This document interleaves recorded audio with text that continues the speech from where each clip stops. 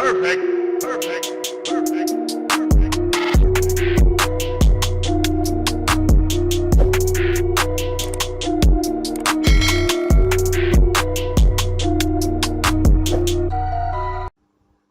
कपड़े तब्दील करके मैं फिर बैरूनी कमरे में आ गया, जहां गणेश जी की दासी बदस्तूर आंखें बंद किए बैठी थी। ऐसे मालूम होता था जैसे वो मराकबे में हो। उसको इसी अंदाज की बिना पर एरज बख्तियारी के गुर्गे का चेहरा उलझन के गुबार में ढक गया। मेरे कदमों की आहट पाकर संगीता ने आंखें खोली। आंखें जो सुर्ख हो रही थी। उसने मेरी तरफ देखा और धीरे से बोली, इधर आओ मेरे करीब। मैं बेइख्तियार उसकी तरफ बढ़ता चला गया। मुझे ये ख्याल भी नहीं रहा कि मैं रिवाल्वर की जिद पर हूँ।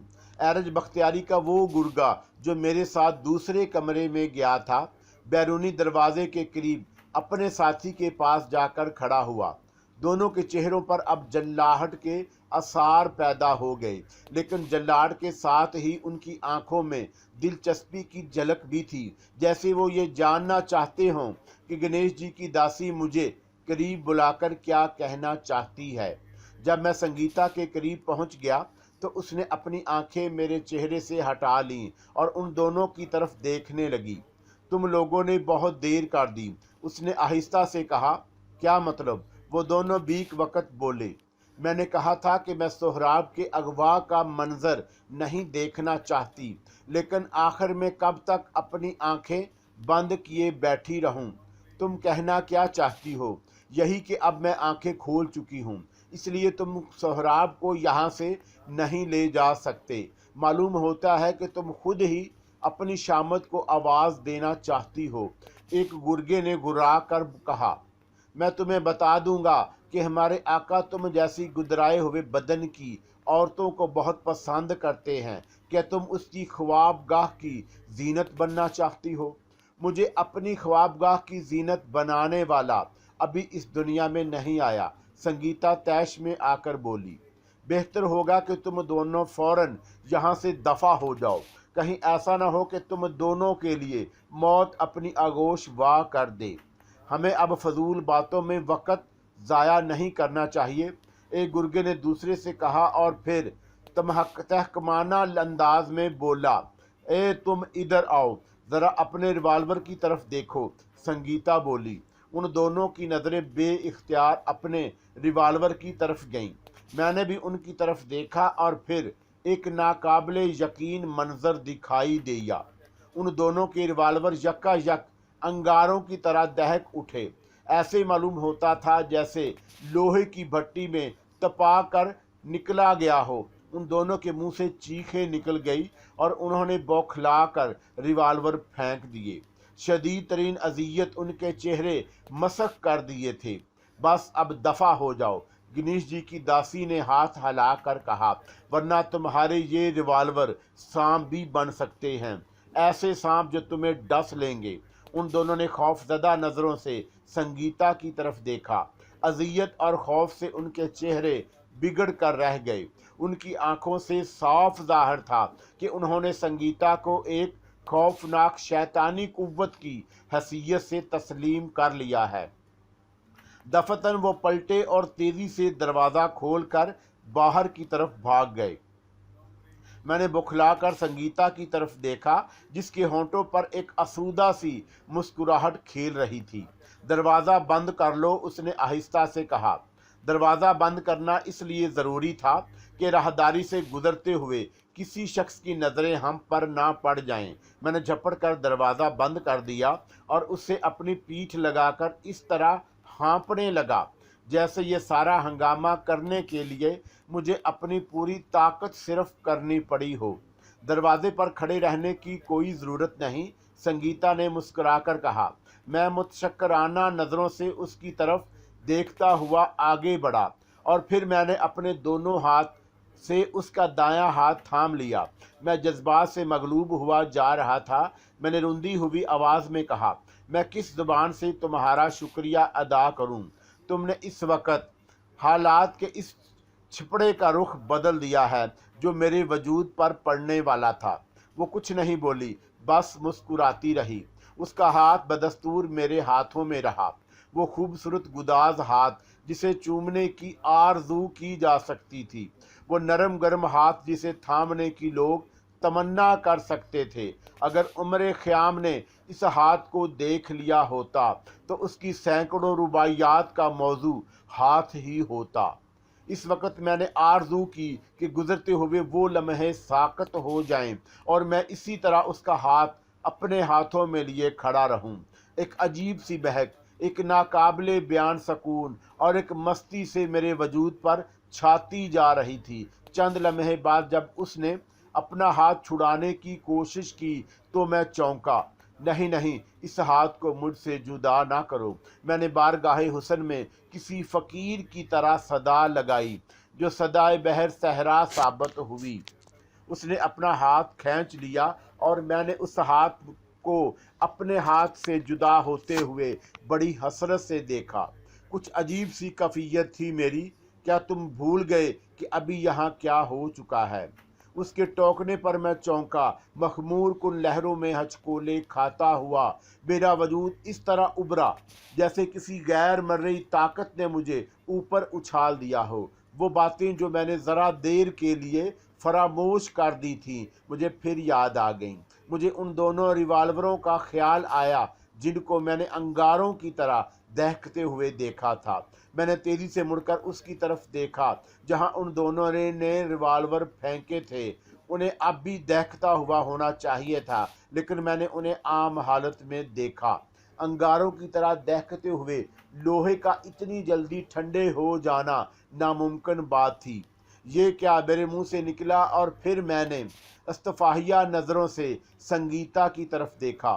یہ اتنی جلدی کیسے ٹھنڈے ہو گئے؟ یہ کبھی گرم ہوئے ہی نہیں تھے۔ میں نے انگاروں کی طرح دہکتے ہوئے دیکھا تھا۔ سب فریب نظر، لیکن دونوں اذیت سے چیخ پڑے تھے۔ اسے فریب احساس کہہ لو۔ وہ اپنے جلے ہوئے ہاتھ کو بری طرح مسلنے لگے تھے، اور اب وہ حیرت سے یہ دیکھ رہے ہوں گے کہ ان کے ہاتھ پر جلن کا معمولی سا نشان بھی نہیں۔ میں ایک طویل سانس لے کر رہ گیا۔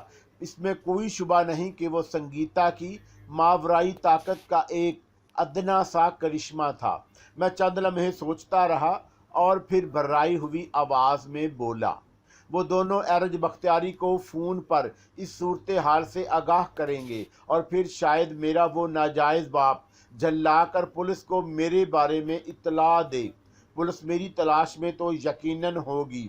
فکر نہ کرو، اب تم خود کو گنیش جی کی حفاظت میں سمجھو، کوئی بھی تمہارا کچھ نہیں بگاڑ سکتا۔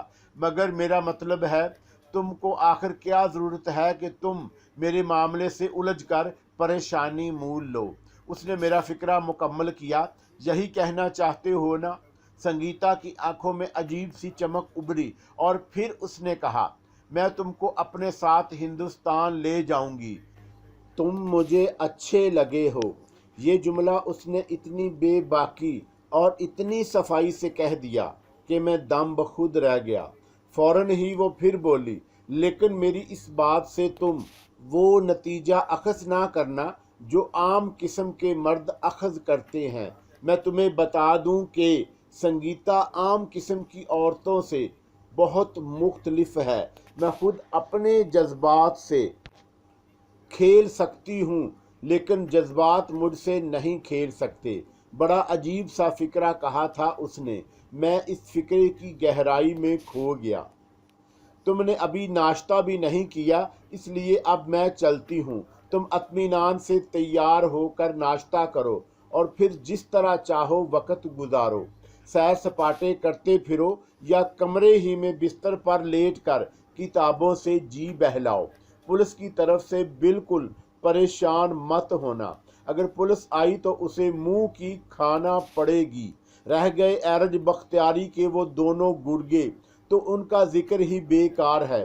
اب وہ زندگی بھر تمہاری طرف رخ کرنے کی ہمت نہیں کر سکیں گے۔ میں کچھ نہیں بولا اور دروازے کی طرف وہ بڑھتی چلی گئی۔ اس نے خود بولٹ کھولا اور پھر میری طرف مڑ کر بولی، شام ڈائننگ ہال میں میں تمہارا انتظار کروں گی۔ اس سے پہلے کہ میں کوئی جواب دیتا وہ دروازہ کھول کر باہر نکل گئی۔ اس نے میرے جواب کا انتظار بھی نہیں کیا۔ اسے یقین ہوگا کہ میں انکار نہیں کروں گا۔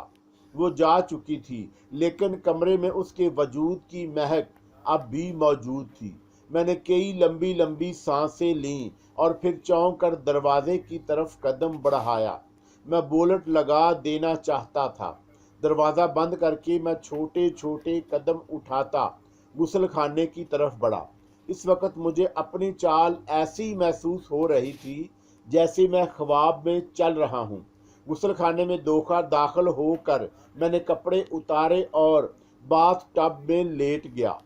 نیم گرم پانی اس وقت بڑا سکون بخش محسوس ہوا۔ میں کافی دیر تک باتھ ٹب میں لیٹا اپنے خیالات سے الجھتا رہا۔ مجھے اس بات پر یقین تھا کہ گنیش جی کی داسی نے مجھے اپنے ساتھ ہندوستان لے جانے والی بات جو کہی تھی وہ صرف اس لیے نہیں تھی کہ میں اسے اچھا لگا، بلکہ پس پردہ بات کچھ اور ہی تھی۔ اس سے گفتگو کر کے مجھے یہ اندازہ ہوا کہ وہ جمعدار گوپال سے اچھی طرح واقف تھی۔ شاید ان دونوں میں کچھ چیکلس بھی رہی ہو۔ سنگیتا نے باتوں ہی باتوں میں اس بات کا اظہار بھی کر دیا کہ بھیڑوں کے چھتے کو اس پر چھڑوانے کی کوشش دراصل جمعدار گوپال ہی نے کی تھی اور اعلی کار مجھے بنایا تھا۔ مگر اس نے مجھے اپنا اعلی کار کس طرح بنایا، یہ سوال مجھے ابھی تک الجھن میں ڈالے ہوئے تھا۔ مجھے اب کچھ اور اس قسم کی بات نظر آ رہی تھی کہ سنگیتا میرے ہی توسط سے جمعدار گوپال کو کوئی ذکر پہنچانا چاہتی ہو، اور غالباً اسی لیے اس نے مجھے اپنے ساتھ ہندوستان لے جانے کی خواہش کا اظہار کیا، گویا وہ اس کے اعلی کار کو ہی اسی پر استعمال کرنا چاہتی تھی۔ اور اگر ایسا نہ بھی ہوا تو میرے لیے کوئی گھاٹے کا سودا نہیں تھا۔ میری خود بھی یہ خواہش تھی کہ ہندوستان جاؤں۔ اس طرح مجھے نہ صرف یہ کہ ایرانی پولیس سے چھٹکارا مل سکتا، بلکہ میری یہ آرزو بھی پوری ہو سکتی کہ میں جمعدار گوپال سے انتقام لوں۔ اس نے مجھے بڑی عجیب اذیتیں پہنچائی تھیں، اس نے میری روح کو کچوکے لگائے تھے۔ میں ان سب باتوں کو فراموش نہیں کر سکتا تھا۔ شام کو میں نے اپنا بہترین سوٹ زیب تن کیا اور بال سنوارنے میں بھی کچھ دیر لگائی۔ غالباً میرے شعور میں یہ بات تھی کہ دنیا کی ایک بے حد خوبصورت عورت سے ملنے کے لیے جا رہا ہوں۔ ڈائننگ ہال میں وہ نظر نہیں آئی تو مجھے اپنا دل ڈوبتا محسوس ہوا۔ کہیں وہ بھول تو نہیں گئی؟ بہرحال میں اس کے سوا کچھ کر نہیں سکتا تھا۔ اس کا انتظار کرو۔ میں نے ایک خالی میز کا انتخاب کیا اور بیٹھ کر متجسس نظروں سے ارد گرد کا جائزہ لیتا رہا۔ مجھے پولیس کا دھڑکا لگا ہوا تھا۔ مجھے وہاں بیٹھے ہوئے صرف 2 منٹ گزرے تھے کہ وہ زینے سے اترتی نظر آئی۔ اس کے لباس میں کوئی فرق نہیں تھا، لیکن اس وقت وہ اپنے بالوں میں بیلے کے پھولوں کا گجرا باندھے ہوئے تھی۔ اس گجرے نے اس کی سندرتا میں اتنا اضافہ کیا کہ میں دل تھام کر رہ گیا۔ اس کے پیچھے اس کے 4 چیلے بھی تھے۔ ہال میں بیٹھے ہوئے تمام لوگوں کی توجہ ان 5 کی طرف مبذول ہو گئی، لیکن زیادہ تر بھوکی نظروں کا مرکز سنگیتا ہی تھی۔ وہ حشر سما اپنے ہونٹوں پر ایک مدم سی بھیگی سی مسکراہٹ سجائے زینے طے کر رہی تھی، اور اس وقت لوگ حیران رہ گئے جب اس نے میری میز کا رخ کیا۔ میں اس کے دشمن ہوش و حواس کی پذیرائی کے لیے اس طرح کھڑا ہوا جیسے ابھی اپنے دل کو ٹکڑوں میں تقسیم کر کے اس کی راہ میں بچھا دوں گا۔ میں خوش ہوں کہ تم نے میری دعوت کو نظر انداز نہیں کیا۔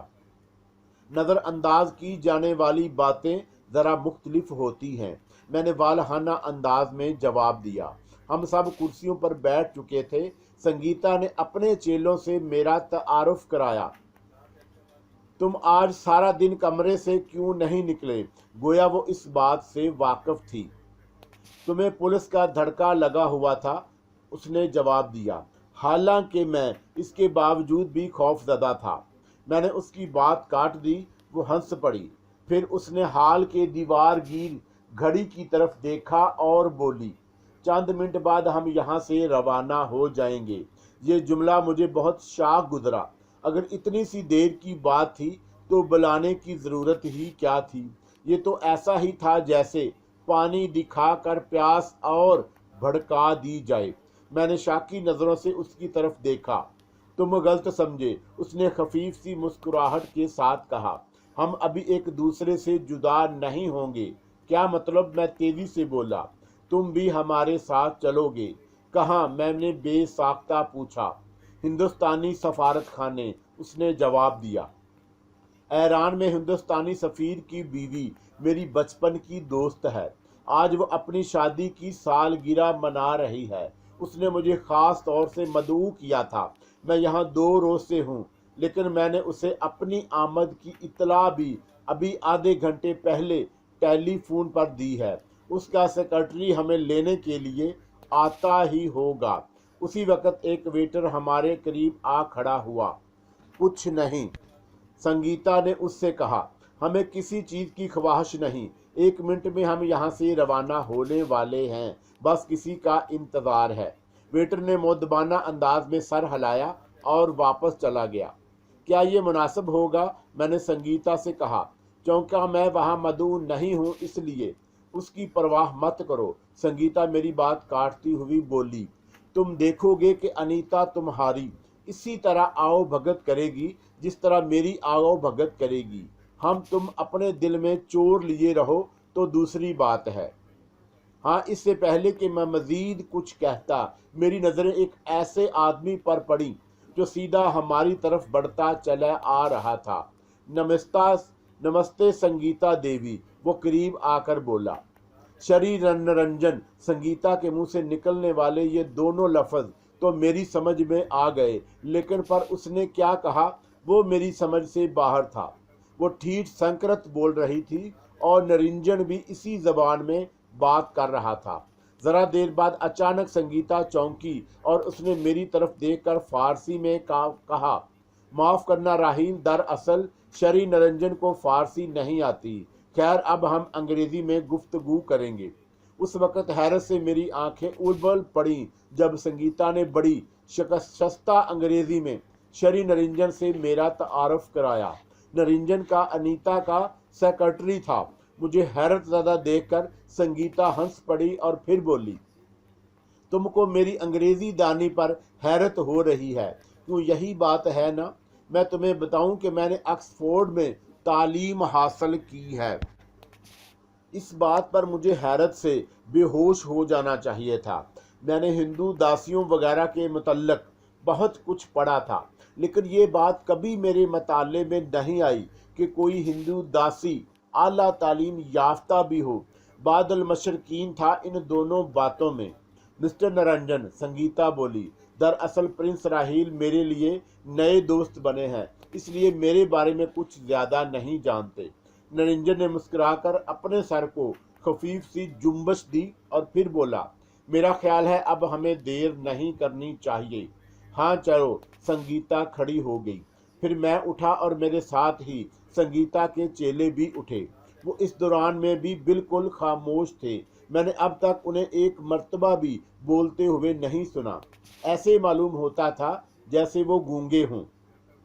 मुझे संगीता के हमरा होटल के दरवाजे की तरफ बढ़ते देखकर डाइनिंग हॉल में बैठे हुए बहुत से लोगों की नज़रों से रश्क या हसद का इजहार हो रहा था।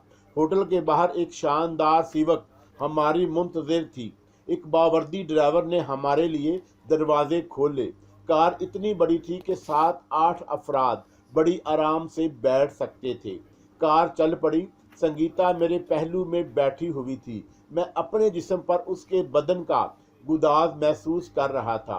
वो मेरे कोले से कोला मिलाए बैठी थी और मैं खुद को एक दहकती हुई आग के करीब महसूस कर रहा था। मेरे जिस्म में सनसनाहट सी फैलती जा रही थी, लेकिन संगीता के अंदाज से ऐसी लापरवाही मतरशे थी जैसे वो कुछ भी महसूस ना कर रही हो। रास्ते में कोई खास गुफ्तगू नहीं हुई। संगीता और नरिंजन अंग्रेजी में गुफ्तगू करते रहे। संगीता उससे अनीता की खैरियत पूछ रही थी और नरिंजन उसे बता रहा था कि ईरान आकर अनीता की सेहत बहुत अच्छी हो गई है। 20 मिनट में हम हिंदुस्तानी सफारत खाने पहुंच गए। हाल के दरवाजे पर एक खूबसूरत सी औरत ने हमारा इस्तकबाल किया। वो बेतहाशा संगीता से लिपट गई। मिलने का अंदाज बड़ा वालहाना था। मैं समझ गया कि वो औरत अनीता ही होगी। मैं इस मुबारक घड़ी में तुमसे लड़ना तो नहीं पसंद करूंगी, लेकिन मुझे तुमसे शिकायत ज़रूर है। अनीता बोली, तुम्हें आखिर होटल में ठहरने की क्या ज़रूरत थी? मेरे साथ मेरे एक दोस्त भी हैं। संगीता ने उसकी तवज्जो मेरी तरफ मबजूल कराई। प्रिंस राहील। ये गुफ्तगू अंग्रेजी ही में हो रही थी। अनीता ने बड़ी गर्मजोशी के साथ मुझसे मुसाफा किया और कहा, संगीता के दोस्त मेरे दोस्त हैं। फिर वो संगीता सी बोली, आओ तुम्हें इम्तियाब से मिलाऊं, वो तुमको देखकर बहुत खुश होंगे। उनका ख्याल था कि तुम नहीं आओगी। मैं इस बात पर उनसे शर्त लगा बैठी थी। अब मैं वो शर्त जीत चुकी हूँ। वो हमें लेकर एक तरफ बढ़ी। हाल में मेहमानों की खासी तादाद मौजूद थी। ज़्यादातर मकामी लोग थे। सोफे पर बैठने वालों के अलावा कुछ ऐसे भी थे जो मशरूबात के गिलास हाथों में लिए इधर उधर खड़े आपस में बातें कर रहे थे। अनीता हमें अपने शोहर इम्तियाब से मिलाने ले जा रही थी।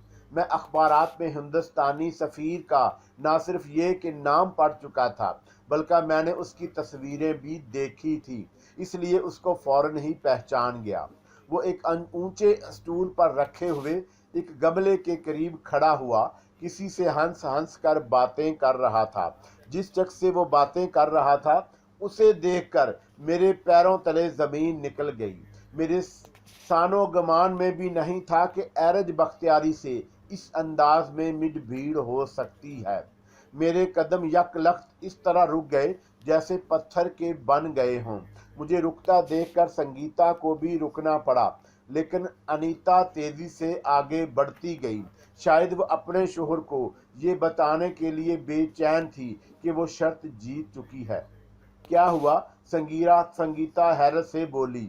गालिबन उसने मेरे चेहरे के बदलती हुई रंगत से ताड़ लिया था कि मामला कुछ गड़बड़ है। एरज बख्तियारी, मैंने थूक निकल कर बेमुश्किल कहा। कहाँ? उसने चौंक कर पूछा। मैंने उंगली से एरज बख्तियारी की तरफ इशारा किया। संगीता ने एरज बख्तियारी की तरफ देखा और फिर तेजी से बोली, घबराओ मत, तुम उससे इस तरह मिलना जैसे वो तुम्हारे लिए कतई अजनबी हो। मैंने तुम्हारा तारफ तो यहाँ प्रिंस राहील के नाम से कराया है, लिहाजा तुम बेदबंग अंदाज में प्रिंस बने रहो। एरज बख्तियारी उसे हैरत अंगेज मशाबत का मामला समझकर भूल जाएगा, लेकिन अगर उसने ये बात नज़रअंदाज ना की और तुम्हारे खिलाफ कोई कदम उठाना चाहा तो उसे मुंह की खानी पड़ेगी। तुम्हें इस सिलसिले में बिल्कुल खाइफ नहीं होना चाहिए। ये मत बोलो कि गणेश जी की दासी तुम्हारे साथ है। मैं कुछ नहीं बोला, बोलने के काबिल भी नहीं रहा। इसी असना में अनीता अपने शोहर इम्तियाज के करीब पहुंच चुकी थी। वो देखो कौन आया है। उसने इम्तियाज के बाजू को छूकर हमारी तरफ इशारा किया, आओ। संगीता ने मेरा हाथ दबाकर आहिस्ता से कहा और आगे बढ़ी। मैं बेमुश्किल तमाम कदम उठाने में कामयाब हुआ। मेरे पैर मन मन भर के हो रहे थे। इम्तियाज के साथ ही एरज बख्तियारी ने भी मुड़कर हमारी तरफ देखा। संगीता को देखकर इम्तियाज का चेहरा खिल उठा था, लेकिन दूसरी तरफ मुझे देखकर एरज बख्तियारी दंग रह गया। मेरी तरह उसे भी इस अंदाज में मेरे टकराव की तवक्का ना रही होगी। देखा तुमने? इम्तियाज से वो बोली। मैंने दावा किया था कि संगीता मेरी दावत को ठुकरा नहीं सकती। तुम शर्त हार चुके हो। 500 तो मान निकालो। दे दूंगा, वो भी दे दूंगा। इम्तियाज ने हंस कर कहा, मैं पहले इनसे तो मिल लूं। मुझे अपने हारने का गम नहीं, इनके आने की खुशी है। मैं और संगीता अब उनके करीब पहुंच चुके थे। मैंने एरज बख्तियारी से अपनी नज़रें चुरा ली, लेकिन एरज बख्तियारी की निगाहें मुझे अपने वजूद में गड़ती हुई महसूस हुई। इम्तियाब बड़ी गर्म जोशी के साथ संगीता से मिला। इनसे मिलिए इम्तियाब। संगीता मेरी तरफ इशारा करते हुए बोली, प्रिंस राहील, आपसे मिलकर खुशी हुई। इम्तियाब ने मुझसे मुसाफा करते हुए कहा, लेकिन प्रिंस, मेरा मतलब है, क्या इसकी तशरीह करने में कोई हर्ज है? कतई नहीं। मैंने मुस्कुराने की कोशिश की और मेरा ख्याल है कि मैं इस कोशिश में पूरी तरह कामयाब नहीं हो सका। एरज बख्तियारी की तेज निगाहें मुझे हवास बाख्ता किए दे रही थीं। इम्तियाब के सवाल का जवाब मेरी बजाय संगीता ने दिया। वो बोली, ये ईरान के कदीम कबाइल में से एक कबीले के सरदार के बेटे हैं, इसी राय से ये प्रिंस कहलाते हैं। इम्तियाब ने एक बार फिर बड़ी गर्मजोशी से मुसाफा करते हुए मसर्रत का इजहार किया, लेकिन मैं संगीता के इस झूठ पर लर्ज उठा। मुझे डर था कि ये झूठ ज़्यादा देर तक नहीं चल सकेगा। ज़ाहिर है कि इस तकरीब में आला ईरानी हकाम भी होंगे। मैं सोच रहा था कि जब ये बात उनके सामने आएगी तो इस झूठ का पोल खुल जाएगा। इनसे मिलो संगीता देवी। इम्तियाब ने एरज बख्तियारी की तरफ इशारा करते हुए कहा, ये एरज बख्तियारी हैं, मेरे हालिया दोस्त। ये ईरान की सरकारी शख्सियत ना होते हुए भी बहुत बड़ी शख्सियत हैं। इस तकरीब में शिरकत करने के लिए ये आज ही शहराज से यहाँ पहुँचे हैं। शिराज में इनका बहुत बड़ा कारोबार है। संगीता के तारफ़ के बाद मेरी बारी आई।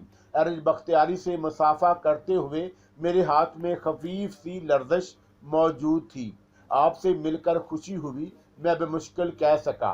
मुझे तो बहुत ज़्यादा खुशी हुई है, एरज बख्तियारी ने अल्फाज चबा चबा कर कहे। मुझे अपना दिल डूबता हुआ महसूस हुआ। एरज बख्तियारी के लहजे से साफ ज़ाहिर था कि वो फ्रेब नहीं खा सका है। उसने मुझे प्रिंस राहील की हैसियत से तस्लीम नहीं किया है, लेकिन ये बात ज़रूर थी कि वो मुझे इस रूप में देखकर इंतहाई हैरत ज़दा रह गया। अचानक किसी तरफ से अनीता को आवाज़ दी गई। अनीता ने मुड़कर देखा, फिर वह मुझसे और संगीता से 1 मिनट की इजाज़त लेकर आवाज़ देने वाले की तरफ चली गई। आप लोग लुत्फ़ अंदोज़ हों, इम्तियाब ने हमसे कहा। मैं ज़रा आने वाले मेहमानों को देखता हूँ। इम्तियाज़ दरवाजे की तरफ बढ़ता चला गया। मैं और संगीता एरज बख्तियारी के साथ खड़े रह गए। संगीता के चेले तो वहाँ हाल में दाखिल होने के बाद फ़ौरन ही एक तरफ जा बैठे। आओ हम भी कहीं चल कर बैठे, मैंने संगीता से कहा। दरअसल मुझे एरज बख्तियारी के कुर्ब से घबराहट हो रही थी। अगर आप इजाज़त दें तो मैं भी आप लोगों की हमनशीनी का शरफ हासिल करूँगा। एरज बख्तियारी संगीता से बोला। ज़रूर, संगीता मुस्कुराई, मुझे खुशी होगी। इन दो फिक्रों के तबादले के बाद मुझे एक बार फिर अपने दिल की धड़कनों में अदम तवाज़न का एहसास हुआ। मैं एरज बख्तियारी से दूर भागना चाहता था, लेकिन वो मेरा पीछा छोड़ने पर आमादा नहीं था। न जाने क्या बात थी कि उस शैतान के दिल में शायद वो कुछ देर साथ रहकर और कुछ बातें करके अपने इस यकीन को जला देना चाहता था कि मैं प्रिंस राहील नहीं बल्कि सोहराब हूँ। शायद इस कुदरत की सितमे ज़रीफ़ी कहें कि एक बाप और एक बेटा एक दूसरे के सामने दुश्मनों की हैसियत से आमने सामने खड़े थे। ना उसके दिल में पदराना शफ़क़त थी, ना मेरे दिल में उसके लिए कोई जगह। वो मेरे खून का प्यासा था और मुझे उसकी ज़िंदगी की एक एक सांस नागवार थी। हम तीनों सोफ़ों पर जा बैठे। आपका ताल्लुक़ किस कबीले से है प्रिंस? एरज बख्तियारी बोला। मुझे तवक्का थी कि वो इस किस्म के बराह रास्त सवाल कर सकता है, लेकिन फिर भी जब उसने ये सवाल किया तो मेरे औसान ख़ता हो गए। इस मौका पर संगीता ने मेरी मदद की। वो एरज बख्तियारी से बोले कि आपने कभी आकाए काशानी का नाम सुना है? उन्हें कौन नहीं जानता। वो ईरान में तेल के बहुत बड़े ताजर हैं। प्रिंस राहील उनके साजजादे हैं। खूब। एरज बख्तियारी इस तरह मुस्कुराया जैसे उसने कोई बहुत ही अहमकाना जवाब सुना हो। तो आप काशानी शहजादे हैं? वो मुझसे बोला। जी, मेरी आवाज़ भर्राई हुई थी। लेकिन इससे पहले कि गुफ्तगू का ये सिलसिला आगे बढ़ता, کچھ اور عورتوں اور مردوں نے ہمیں آ گھیرا۔ وہ سب ایرانی ہی تھے اور ان کی توجہ کا مرکز صرف سنگیتا تھی۔ وہ سب اس سے پوچھنے لگے کہ کیا وہ مستقبل کا حال بتا سکتی ہے۔ دیکھیے، آپ انکار نہیں کر سکتی۔ ایک عورت نے سنگیتا کا جواب سننے سے پہلے ہی کہا، ہمیں بیگم امتیاز نے آپ کے بارے میں سب کچھ بتا دیا ہے۔ اب ہم جاننا چاہتے ہیں کہ ہندوستانی مذہب میں کیا اتنی طاقت ہے کہ اس کے سچے پیروکاروں کو اتنی بڑی بڑی باتوں میں قدرت حاصل ہو جائے۔ سنگیتا کے ہونٹوں پر بڑی مدم باوقار مسکراہٹ آ گئی۔ دنیا کا ہر مذہب بہت طاقتور ہوتا ہے اور میں نے مذہب کو دوسرے مذہب سے ارفع و اعلیٰ نہیں سمجھتی۔ ہر مذہب عبادت کرنے کی تلقین کرتا ہے۔ عبادت ارتکاز سے عبارت ہے اور ارتکاز سے انسان کی خفتہ و پوشیدہ قوتوں کو جلا ملتی ہے۔ انسانی قوت کے بعد مظاہرے جو غیر انسانی نظر آتے ہیں وہ حقیقتاً غیر انسانی نہیں ہوتے۔ وہ طاقت جسے ماورائی طاقت کہا جاتا ہے ہر انسان میں ہوتی ہے، بس اسے جگانے کی ضرورت ہے اور اس کے لیے نفس کشی لازم ہے۔ اپنے نفس کو خود آزمائش میں ڈالیے اور پھر اس آزمائش میں پورا اترنے کی کوشش کیجیے۔ اس طرح آپ کی پوشیدہ طاقتیں ابھرنے لگیں گی، پھر آپ عبادت کے ارتکاز سے ان طاقتوں کو جلا بخش سکتے ہیں۔ میں نے محسوس کیا کہ سنگیتا کی اس مختصر سی تقریر نے لوگوں کو مرعوب کر دیا۔ ایرج بختیاری کو شاید ان باتوں سے اکتاہٹ ہونے لگی کیونکہ وہ وہاں سے اٹھ کر چل دیا۔ اس کے جاتے ہی مجھے یوں محسوس ہوا جیسے میرے سینے سے پتھر کی کوئی سل ہٹ گئی ہو۔ میں آپ کو مستقبل کے بارے میں ضرور بتاؤں گی، لیکن وہ بہت چھوٹی چھوٹی اور معمولی باتیں ہوں گی۔ کوئی خاص بات بتانے کا مجھے اختیار نہیں، دیوتا مجھ سے ناراض ہو جائیں گے۔ اظہار مستقبل سے دنیا کے نظام میں گڑبڑ ہونے لگتی ہے۔ لوگوں نے جلدی اپنے ہاتھ آگے بڑھا دیے۔ ہر ایک کی یہی خواہش تھی کہ سب سے پہلے اس کا ہاتھ دیکھا جائے، لیکن سنگیتا نفی میں سر ہلا کر بولی، میں کوئی پامسٹ نہیں، مجھے ہاتھ دیکھنے کی ضرورت نہیں، جو کچھ بتانا ہوگا میں ایسے ہی بتا دوں گی۔ میرا دماغ ایرج بختیاری میں الجھا ہوا تھا، اسی لیے مجھے معلوم نہیں ہو سکا کہ سنگیتا نے کسے کیا بتایا۔ میری نظریں ایرج بختیاری کو ڈھونڈ رہی تھی، لیکن وہ کہیں نظر نہ آ رہا تھا۔ اس کا نظر نہ آنا میرے لیے اضطراب کا باعث تھا، کہیں وہ میرے خلاف کوئی حرکت کرنے نہ گیا ہو۔ اس قسم کے وسوسے مجھے پریشان کیے ہوئے تھے کہ میں کافی دیر تک اپنی انہی پریشانیوں سے الجھتا رہا اور اس وقت چونکا جب سنگیتا یہ کہتی ہوئی آواز سنائی دی، مجھے کچھ دیر کے لیے تنہائی چاہیے۔ میں نے دیکھا کہ اب ہمارے قریب کوئی اور نہیں تھا۔ وہ سب وہاں سے اٹھ گئے جنہوں نے اپنا مستقبل جاننے کی خواہش ظاہر کی تھی۔ تنہائی کیوں؟ انیتا حیرت سے بولی۔ ضروری ہے، سنگیتا نے بڑے گمبھیر لہجے میں کہا۔ اس کی وجہ میں پھر کبھی بتاؤں گی۔ میرا خیال ہے کہ تم مجھے اپنے کمرے میں لے چلو اور وہاں چھوڑ کر واپس آ جاؤ۔ اچھا، انیتا ایک طویل سانس لے کر بولی۔ تم یہیں رکنا پرنس، میں جلد از جلد آنے کی کوشش کروں گی۔ مجھے خوف آنے لگا۔ سنگیتا کی موجودگی میرے لیے خاصی تقویت کی باعث تھی، لیکن یہ ممکن نہ تھا کہ میں اسے روکنے کی کوشش کرتا۔ ویسے یہ بات میرے لیے الجھن کا سبب ضرور تھی کہ آخر اس وقت اچانک سنگیتا کو تنہائی کی ضرورت کیوں پڑ گئی۔ میرا تجسس اتنا بڑا کہ میں نے سنگیتا کے پیچھے جانے کا فیصلہ کر لیا۔ وہ انیتا کے ساتھ ہال سے نکل رہی تھی کہ میں نشستے کھڑا ہو گیا۔ میرا قدم اس دروازے کی طرف بڑھنے لگے جس سے وہ دونوں باہر نکلی تھی۔ کسی نے میری طرف دھیان نہیں دیا۔ جو شخص خاص طور سے دھیان دیتا وہ اس وقت ہال میں موجود نہیں تھا۔ ہال سے نکلتے ہی مجھے وہ دونوں راہداری کے سرے پر مڑتی نظر آئیں۔ میں نے اپنی رفتار تیز کر دی۔ جب راہداری کے سرے پر مڑا تو وہ زینے پر نظر آئیں۔ غالباً انیتا کی خوابگاہ اوپری منزل پر تھی۔ میں ان کے تعاقب میں لگا ہوا تھا، دھڑکتے دل کے ساتھ۔ یہ سوچتا رہا کہ سنگیتا نے مجھے पीछे आते हुए देख लिया तो न जाने क्या सोचे। क्या उस पर कोई मनफी रद्द अमल हो सकता है? रद्द अमल हो या ना हो, मगर ये बात उनके जहन के किसी हिस्से में नहीं हो सकती थी कि मैं उनका तआक़ुब किया कर सकता हूँ।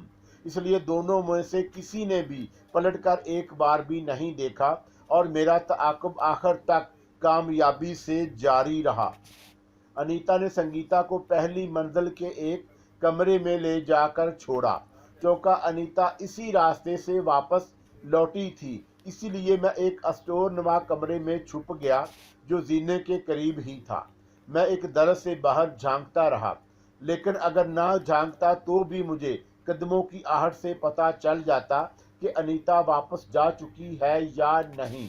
2 मिनट बाद मैंने खुद अपनी आंखों से अनीता को वापस जाते हुए देख लिया। फिर जब जीने पर उसके कदमों की आहट भी मादूम हो गई तो मैं स्टोर नुमा कमरे से निकला और तेजी से उस कमरे की तरफ बढ़ा जहां अनीता ने संगीता को छोड़ा था। दरवाज़ा बंद था, लेकिन उस पर दबाव डालकर ये देखने की हिम्मत नहीं कर सका कि वो अंदर से बोल्ट किया गया था या नहीं। दरवाजे के दाएं बाएं खिड़कियां मौजूद थीं जिनमें शीशे लगे हुए थे। शीशों की दूसरी तरफ फूलदार रंगीन पर्दे पड़े हुए थे जिनके पार देख लेना किसी इंसानी आंख के बस की बात नहीं थी। मैं जब अंदर झांकने के लिए बेचैनी से इन खिड़कियों का जायजा ले रहा था तो एक जगह मुझे पर्दा थोड़ा सा सिरका हुआ नजर आया। मेरी एक आंख से कुशादा हिस्से से जा लगी। अब सारा कमरा मेरी बसारत की जिद में था। मैंने वहां संगीता को देखा और इस आलम में देखा कि मेरा तमाम जिस्म झंझना उठा। अगर शोला किसी आड़ की बगैर पूरी ताबानी के साथ सामने आ जाए तो एक बार यकीनन पलकें झपक जाती हैं। कुछ यही कैफियत मेरी भी हुई, लेकिन मेरी नज़रें उस शोले से हट ना सकीं। इस वक्त तो मेरा शौक़े दीद कुछ और सिवा हो चुका था। संगीता हर कैदोबंद से आज़ाद थी। उसने घुटने फर्श से टेक दिए थे और अपने दोनों हाथों को इस तरह जोड़े हुए थी जैसे मंदिर में कोई पुजारन इबारत में मसरूफ हो। उसकी आंखें बंद थीं और होंठ हिल रहे थे। वो झूम झूम कर शायद कोई भजन गा रही थी, लेकिन मैं उसकी आवाज़ नहीं सुन सका। बंद खिड़की के शीशे आवाज़ को रोके हुए थे। कमरे में बिजली की तेजी से रोशनी फैली हुई थी और इस रोशनी में संगीता का सफ़ेद सुर्खो बदन किसी शोले ही की तरह लपकता हुआ महसूस हो रहा था। मेरे खून की रवानी बढ़ गई, इतनी बढ़ गई कि खून मुझे अपनी कंपटियों में ठोकरें मारता महसूस हुआ। संगीता के बनी कौसो हलाल देख देख कर मेरे बदन में चटक जाने की सी कफियत पैदा हुई। मेरा इस वक्त वही हाल था जो एक मर्तबा एरज बख्तियारी की ख्वाबगाह में चंद नाज़नीनों को देख कर हुआ और जिसके नतीजे में मैंने रुबाबा से अपने रिश्ते की तकद्दस की धज्जियां उड़ा देनी चाहीं। लेकिन आज मैं कहाँ जाता। आज मुझे किसी ऐसे कुएं की कुर्बत हासिल नहीं थी जहां मैं अपनी प्यास बुझाने जा सकता। आज सिर्फ खुश्की और जलन ही मेरे होंठों का मुकद्दर थी। आज मैं कहीं भी हलावत के घोंट नहीं भर सकता। आज मुझे जज्बात की इस चटखनी चलचलाती धूप में किसी बदनी महराब का साया मुयस्सर नहीं आ सकता था। गो के संगीता की बरांजगी के तमाम तर जज्बों के साथ मेरे सामने मौजूद थी, लेकिन मैं उसे अपने तशन्ना जज्बों का हदफ बनाने के बारे में सोच भी नहीं सकता था। मैं उससे शदीद मुतासर था, मरऊब था। अचानक मुझे ऐसा महसूस हुआ जैसे कमरे में हवा कुछ तेज हो गई हो और तेज होती चली जा रही हो। ये एहसास मुझे संगीता के सुनहरे बालों से हुआ जो उड़ने लगे थे। जुल्फें उड़ा उड़ा कर उसके सीने पर पहुंचने लगी थी। खिड़की पर पड़े हुए पर्दों ने भी हिलना शुरू कर दिया। ऐसे मालूम हुआ जैसे कमरे में तूफान उमड़ आया हो, लेकिन संगीता इस तूफान से लापरवाह आंखें बंद किए रही। उसके होंठ हिलते रहे और वह झूम झूम कर कुछ गाती रही। अब सुनहरी बालों ने उसके चेहरे पर भी योरश कर दी थी और उसके आरज़ اور اس کے ہونٹوں کو چوم رہے تھے۔ پھر میں نے دیکھا کہ سفید رنگ کا چمکیلا سا دھواں سنگیتا کے گرد پھیلتا جا رہا تھا۔ لہجہ بے لہجہ دھویں کی تہیں دبیز ہوتی جا رہی تھیں۔ سنگیتا کی آنکھیں اب بھی بند تھیں اور ہونٹ ہل رہے تھے۔ اب میں سمجھ چکا تھا کہ سنگیتا کوئی جاپ کر رہی تھی۔ وہ طوفانی ہوا اور چمکیلا دھواں اسی جاپ کا رد عمل تھا۔ ایسے محیر العقول مناظر کو دیکھ کر میرے وہ جذبے سرد پڑ گئے جو سنگیتا کی برہنہ حالت کو دیکھ کر دہکنے لگے تھے۔ میرے دیکھتے ہی دیکھتے اس چمکیلے دھویں نے سنگیتا کو اپنی لپیٹ میں اس طرح لیا کہ وہ اس میں چھپ کر رہ گئی۔ میں بے چین ہو گیا۔ مجھے یوں لگا جیسے کسی نے سنگیتا کو مجھ سے چھین لیا ہو۔ شاید اس وقت میرے سوچنے سمجھنے کی صلاحیتیں بھی مفلوج ہو گئیں۔ میں بے اختیار اسے پکارنے لگا، Sangita, Sangita. Come and fly away with me.